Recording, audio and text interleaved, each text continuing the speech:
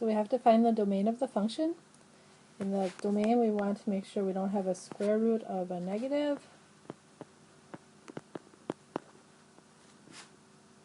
And we want to make sure we don't have division by 0.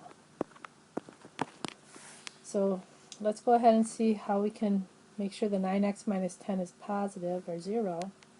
That means the 9x minus 10 has to either be greater than or equal to 0. So x has to be greater than or equal to 10 ninths, and then the radicand will be positive, or 0. Okay, now how about the denominator? We don't want the denominator to be 0.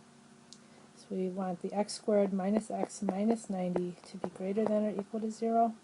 No, we want it to be not equal to 0.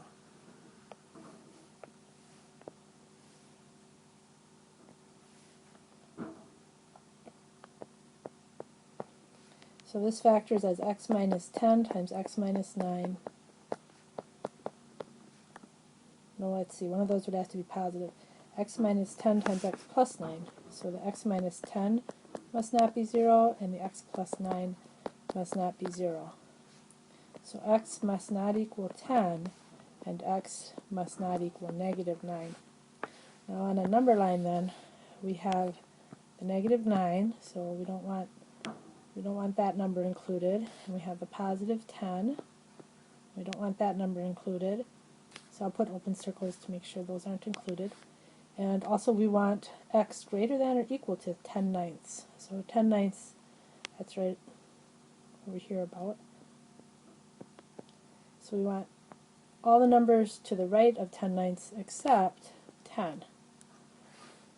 So the answer can be described by describing these two intervals. We want 10 ninths up to the 10, but not including the 10, and then from 10 to infinity. So that will exclude negative 9 and 10, but will include 10 ninths and everything to the right of 10 ninths except the 10.